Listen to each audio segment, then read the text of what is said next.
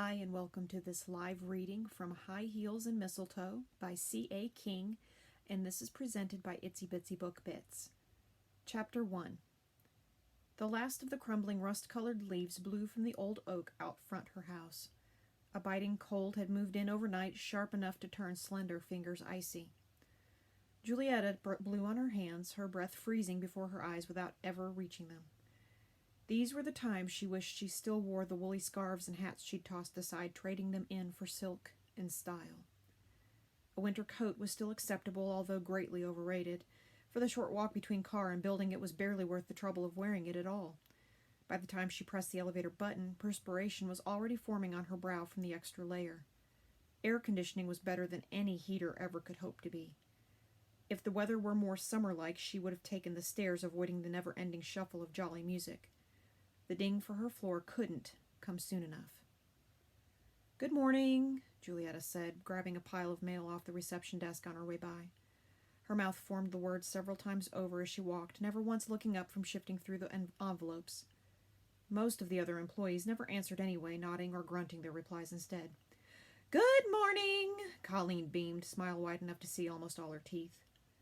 Julietta stopped in her tracks, eyeing her personal assistant. "What's with you? You usually aren't this awake until after your fourth cup of coffee." Colleen's laugh ended in a snort. "You're so funny. Have I ever told you what an amazing boss you are to work for?" She moved, blocking the way to the office door. Julietta's eyes narrowed. "Only when something is up, and you know I won't be impressed. Go on. Spill it." "I don't have to," her assistant huffed, stepping aside. "You can see for yourself. Don't take it personally. It's not just you, it's the whole floor." "Who?" Julietta groaned. "Who?" Shiny ribbons of tinsel fell through her hands. She turned to her assistant. "Who?" "See?" Colleen groaned, her shoulders slumped. "You are taking this the wrong way. It might be refreshing to have a little holiday spirit around here, don't you think?" Julietta's forehead wrinkled. "No!" She licked her lips, taking in all the decorations strewn about, including a fake white tree. "Get these out of here." "I can't do that," Colleen replied. "The orders came from higher up. You've been vetoed. The big guy delivered these himself." "Great." Julietta's coat landed on a chair. She hopped on one foot, unzipping her long leather boots one at a time. They fell to the floor with a thud, quickly replaced by a pair of silver high heels. That was as festive as she planned on getting. "He was quite determined," Colleen called after her. "I don't think you can change his mind." Her upper lip rose, nose scrunched up. "Don't forget you have a 10 o'clock. Julietta ignored the shrill voice aimed at her back, tapping one foot in front of the elevator doors. Being angry was a state that never seemed to last long enough. Normally, by the time she reached earshot of anyone with power, she'd have cooled down substantially. At least that was the reasoning behind having the offices located on 2 floors. The doors opened. "Good morning, Ms. Romero." George Hastings' smile was an exact duplicate of the sort sung about in the Christmas tunes playing in the background, Twinkle included. "Going up?" "Yes," Julietta flashed an obligatory smile, taking the spot beside him, hands folded together neatly in front of her. "I was actually on my way to see you."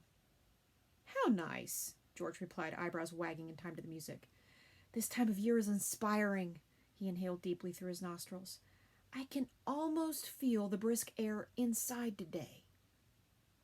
"That's what I wanted to speak with you about," Julietta admitted. "We went over showing company festivity in the past and agreed it was best not to display holiday spirit here in the office. We don't want to offend anyone, after all." "I knew you were going to say that," George chuckled, snapping his fingers.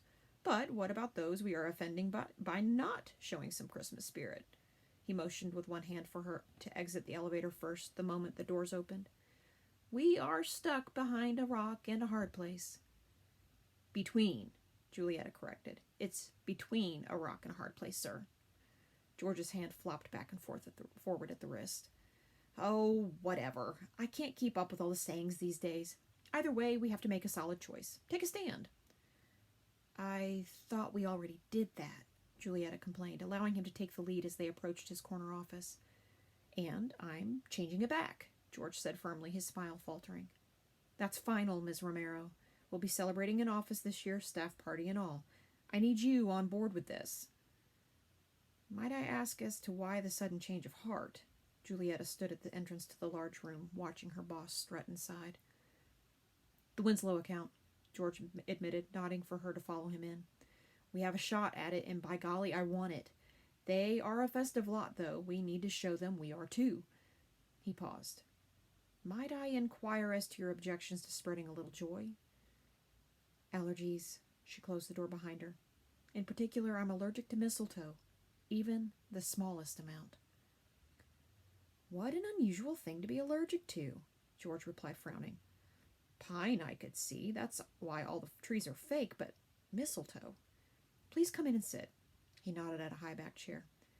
"What happens if you come in contact with it?"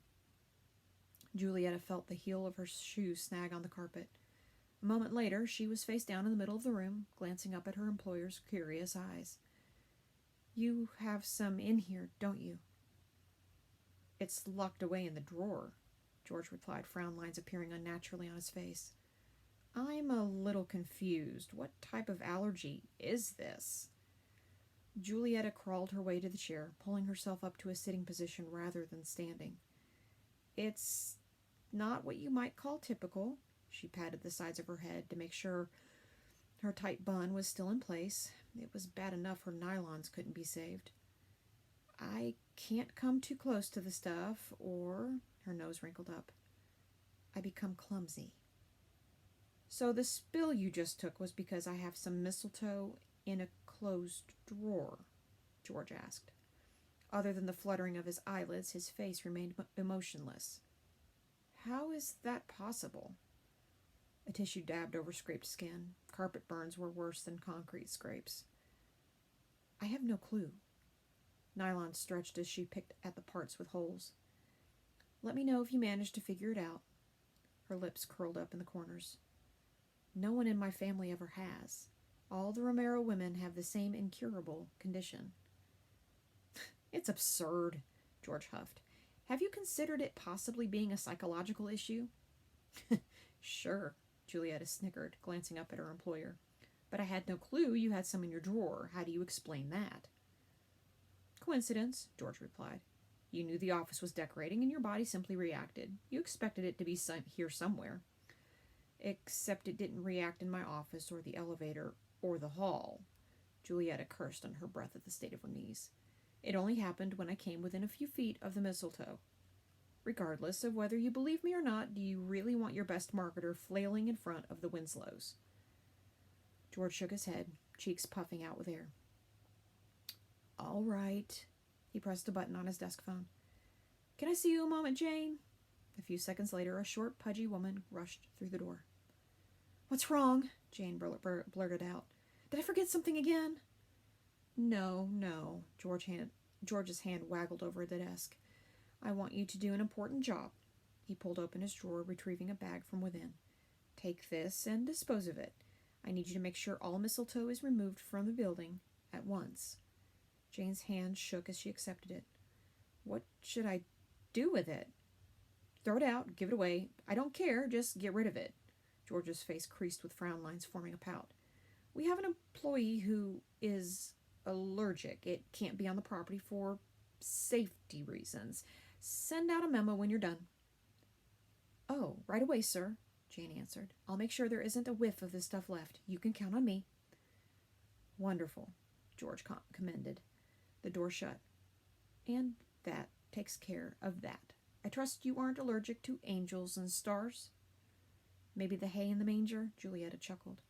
"I'm kidding, by the way. I don't have hay fever. My affliction is limited to mistletoe."